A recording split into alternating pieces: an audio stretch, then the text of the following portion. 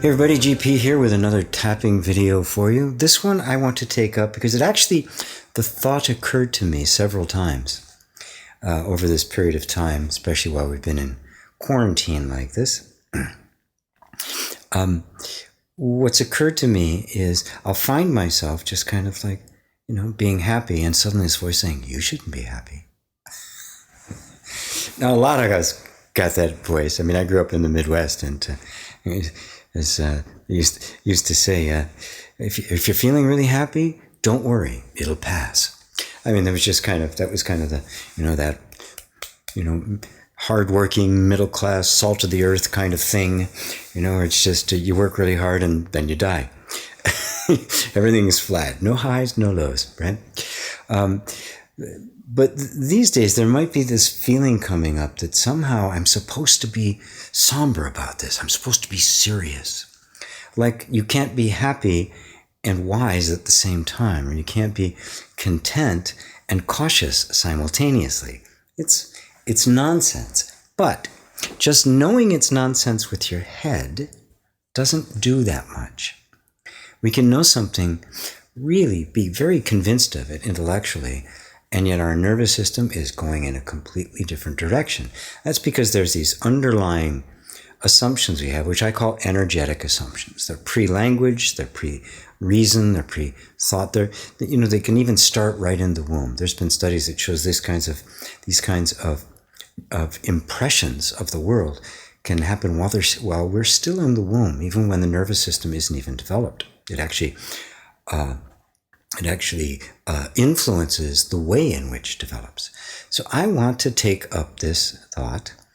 I can't be happy in the middle of a crisis. And first off, I want you to start, as I'm talking now, I want you to start taking nice deep breaths and tapping on your collarbone point.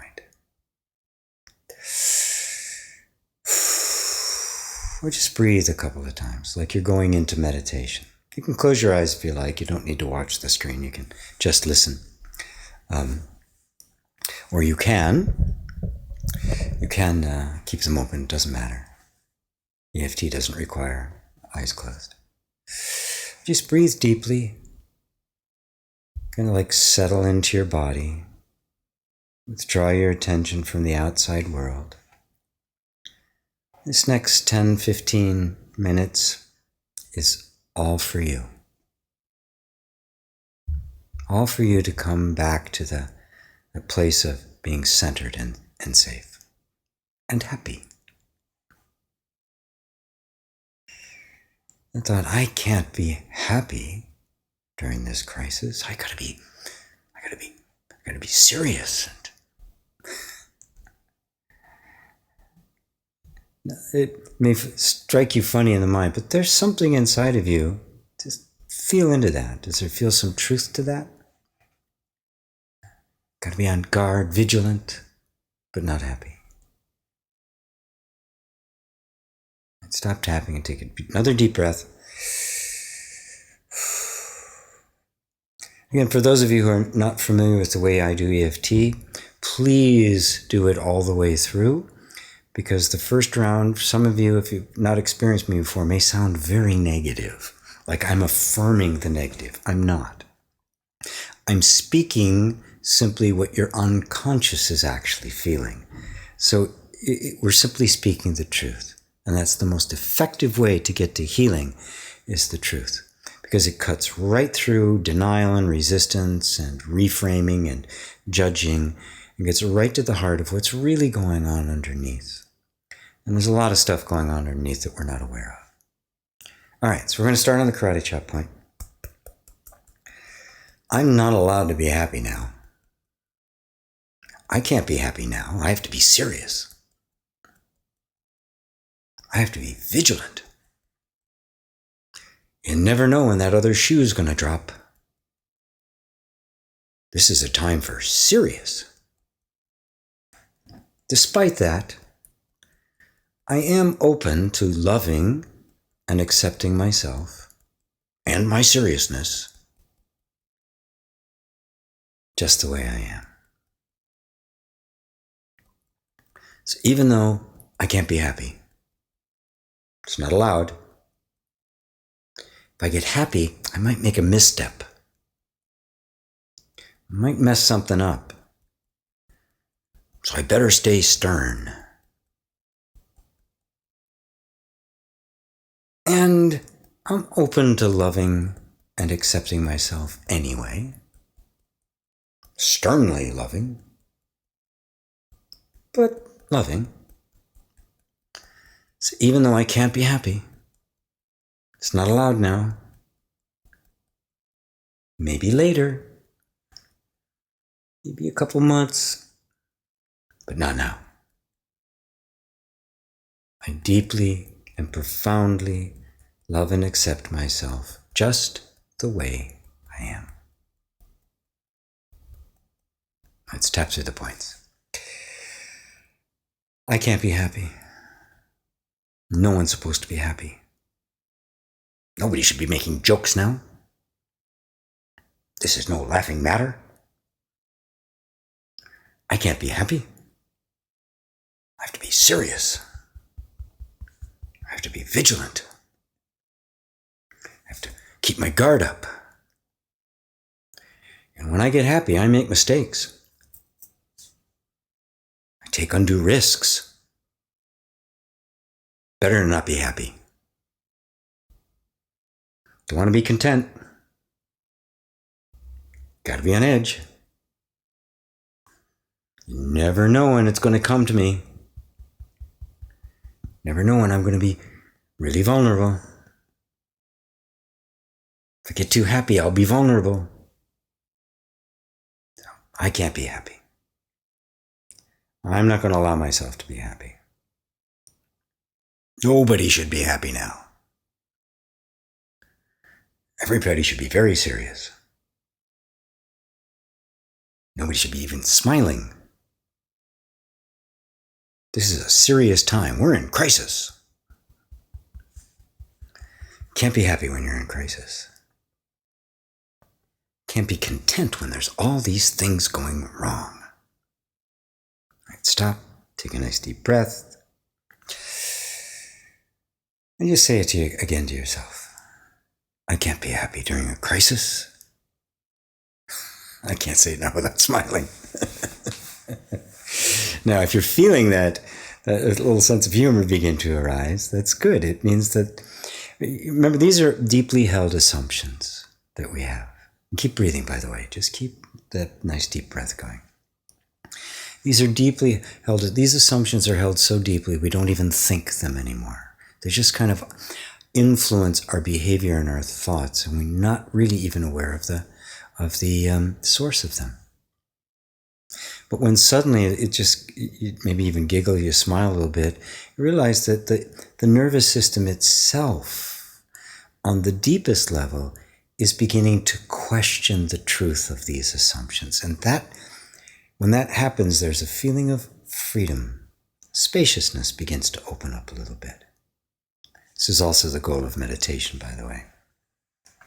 But tapping helps that because the physical touch on these points signals to the nervous system you are safe. And that's why it's so powerful. Because it's the lack of safety that got us into this position, the cause of all our problems, really. And cause of that so much so that when something real does happen that we have to deal with, we either underreact or overreact. We lose the balance. We lose our resourcefulness. We become very reactive. And when we do something like this tapping and we release our own contentment, we're not going to become more vulnerable. Exactly the opposite. We're going to become more wise, precise, assess correctly, and unselfishly. So let's tap through the points again. It's the transition round.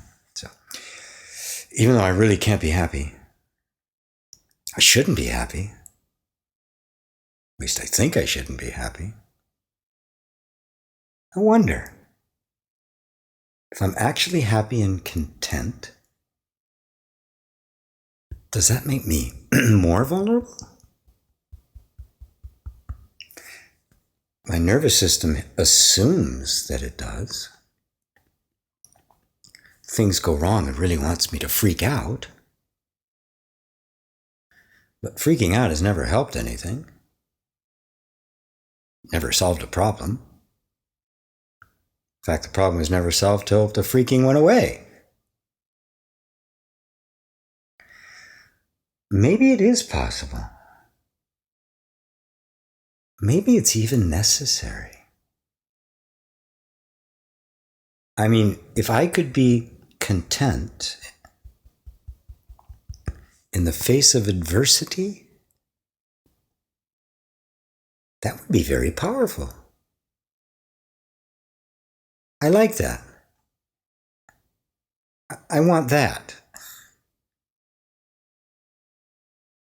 Obviously, I don't want to be foolhardy. I don't want to be skipping down the lane as if nothing's wrong. But what if this contentment actually makes me more intelligent, more creative, more capable of finding solutions, more compassionate, more unselfish? Yeah, I want that. Maybe it's not possible. But if it is, I definitely want that. Happiness, contentment, and safety. Yep, I'll take 2. All right, stop. Take a nice deep breath. Take a moment and just kind of feel the energy moving through your body.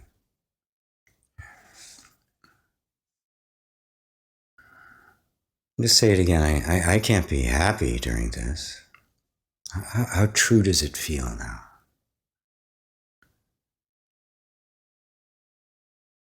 Just really feel it in your whole body. And notice where you're feeling it in the body. When you're working on something like safety and the like, and feeling unsafe, a lot of it gets centered down in the lower dantian area. Whereas happiness tends to kind of rise up a bit more towards the heart. But you might be feeling it down in the area that's really about safety, because that's the energy that wants to shut happiness down because it might make me unsafe. The tapping and the phrases that we're using are inviting the system to see if that's really true or if it's just an assumption. And now we're going to invite it even more in the anchoring round. So, once again at the karate chop point. So even though I'm not safe, so I can't be happy, I have to be vigilant. I'm open to the possibility that I could be both. Even though that seems unlikely, I was always assuming couldn't be there. Not necessarily consciously, but definitely in my body. I'm really open to finding out if it's true. So even though it might not be true, maybe in order to be vigilant, you have to be serious. But I'm open to the possibility that I can be both safe and free, content and cautious simultaneously. Take it. No, tap to the points. I'm not safe. No, there really are some dangers. I know that. But is it possible to still be happy? To actually feel safe, content, unselfish? I know now that it's possible. And now I want to know for certain. I know I can't figure it out with my intellect. I can reason about it all day long. But it's my nervous system, my body that needs to agree. My body needs to know. Not just my head. So I'm inviting my nervous system to open up, to look, to try, to see. Open up to a little more happiness, contentment, peace. See what happens. The body's quite capable of shutting me down. If it gets too dangerous, you have my permission to shut me down. But maybe we'll discover something. Maybe we'll discover that we can be both. Safe and free. Cautious and content. Responsible and peaceful.